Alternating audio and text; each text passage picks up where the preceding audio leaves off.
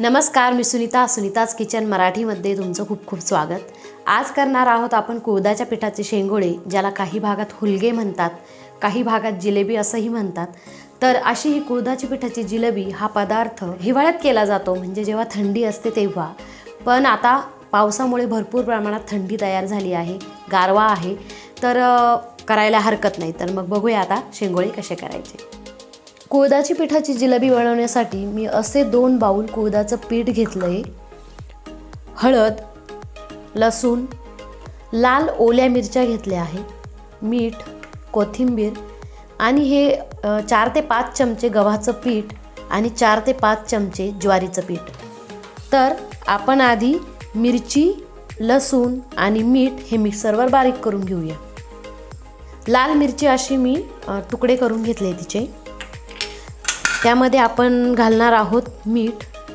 मिरची दळत असताना कधीही मीठ वापरायचं आहे। मीठ वापरलं की त्यामधले जे काही बी आहे ते छान प्रकारे दळल्या जातं। आणि खूप सारा लसूण,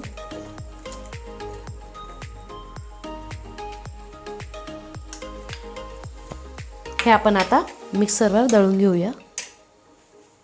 इथे मी अशा प्रकारे मिरची बारीक करून घेतली आहे। यातनं मी थोडीशी मिरची आता थोडीशी काढून ठेवते फोडणीसाठी, आणि हिला आपण थोडंसं पाणी घालून आता दळून घेऊया। अशा पद्धतीने पाणी घालून मी ती बारीक करून घेतली आहे मिरची। आता आपण कुळथाचं पीठ मळून घेऊया। त्यासाठी आपण हे जे कुळथाचं पीठ आहे ते इथे परातीत घेऊ। हे गव्हाचं पीठ, ज्वारीचं पीठ, थोडंसं मीठ घालून घेऊ। मीठ आधी आपण बारीक करायला, मिरची बारीक करायला पण मीठ वापरलं आहे, त्यामुळे थोडंसं मीठ आणि हळद।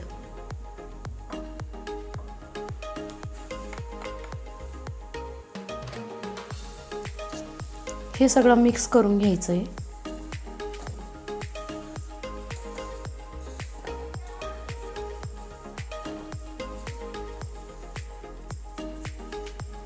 त्यामध्ये ही मिरची घालायची दळलेली।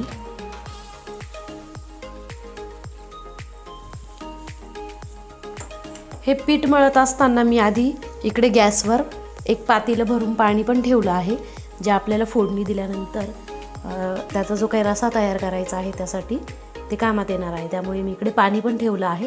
तोपर्यंत मी पीठ मळून घेते।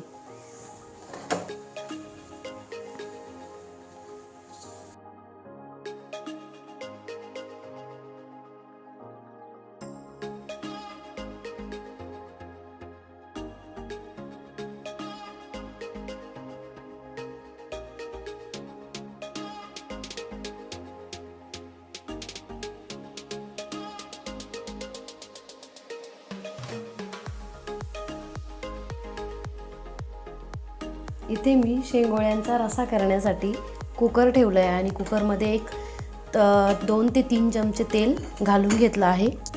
आणि ते गरम झालं की मग मी त्यामध्ये फोडणी घालणार आहे। पण तुम्ही यासाठी मोठं पातेलं पण वापरू शकतात। पातेल्यामध्ये पण झाकण ठेवून छान शिजवता येतात, पण मला लवकर ते शिजायला हवे होते, त्यामुळे मी कुकर घेतलं आहे।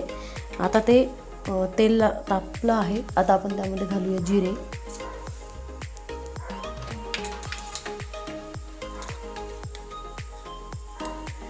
आपण जी चटणी काढून ठेवलेली होती वाटण ते घालूया।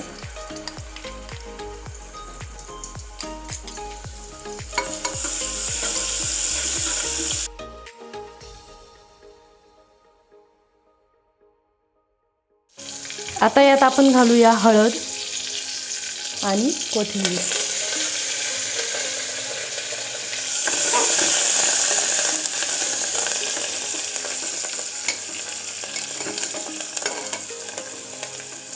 मिरची छान परतून झाली की मग आपण त्यामध्ये घालणार आहोत गरम केलेलं पाणी।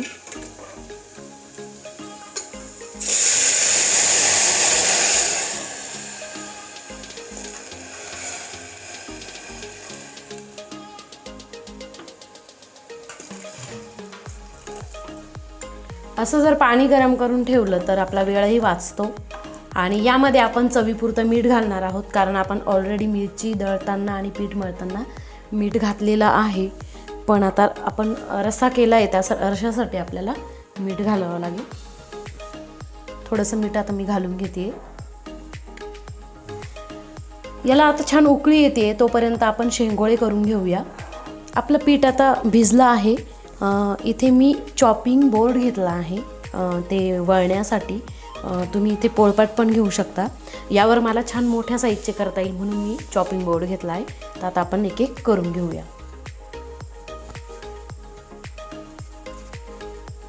असा छोटासा तुकडा घेऊन तो असा वळून घ्यायचा आहे.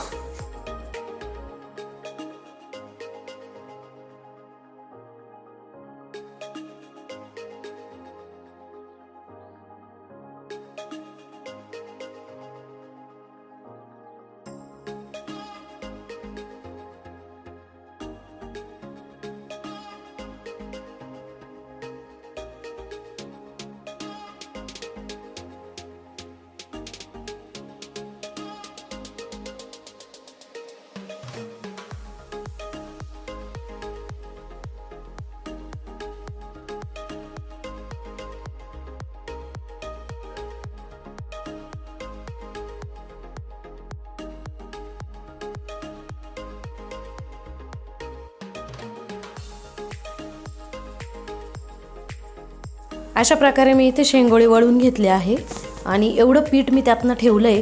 ते पीठ आता असं बाउलमध्ये घालून आणि त्यामध्ये मी असं पाणी घालून ठेवणार आहे.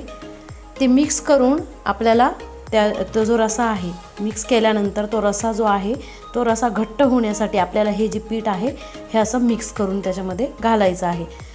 इकडे आपल्या पाण्याला उकळी आली आहे आणि आपण आता ही जी वळलेली जिलेबी आहे ती त्यामध्ये घालून घेऊ.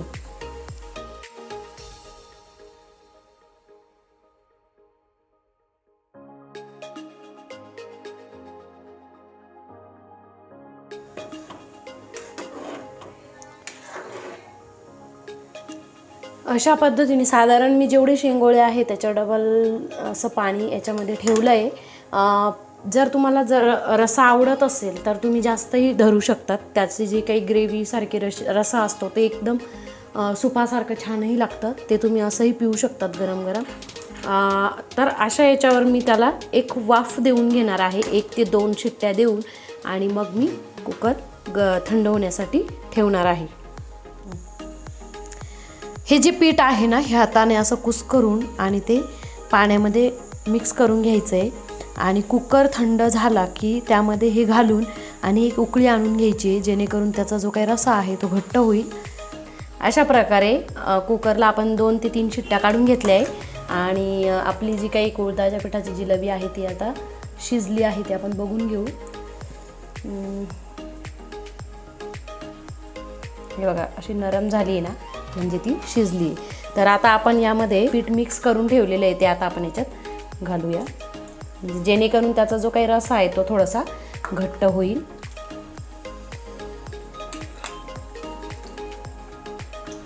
अशा प्रकारे आणि एक 5 मिनटं त्याला चांगली उकळी आणून घेऊ, म्हणजे ते आपण पीठ घातलं आहे तर त्याला छान छान अशी त्याची घट्टसर ग्रेव्ही तयार होईल.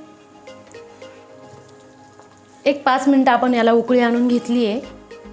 आपण जे मागून जे पीठ घातलेलं आहे ते पण आता छान शिजून आणि ते घट्टसर झालं आहे. आता आपण हे सर्व करून घेऊ. अशा प्रकारे आपण कुळथाच्या पिठाची जिलेबी जी आहे ती खाऊ शकतो आणि जो आपण रसा बनवून घेतला आहे अगदी पौष्टिक असा सूपसारखं तो आपण पिऊ शकतो. यावर आपण कोथिंबीर घालून घेऊया छान.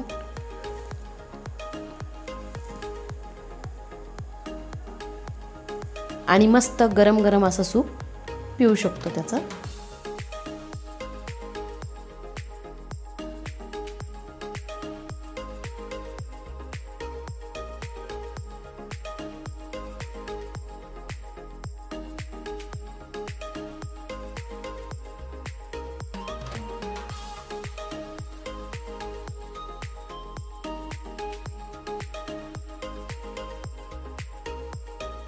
गरमागरम कुळथाच्या पिठाचे शेंगोळे तयार आहे. करून बघा, आवडल्यास कमेंट करा, शेअर करा, सबस्क्राईब करा आणि बेल आयकनचं बटन प्रेस करायला विसरू नका. चला तर भेटू आपण आपल्या नेक्स्ट व्हिडिओमध्ये.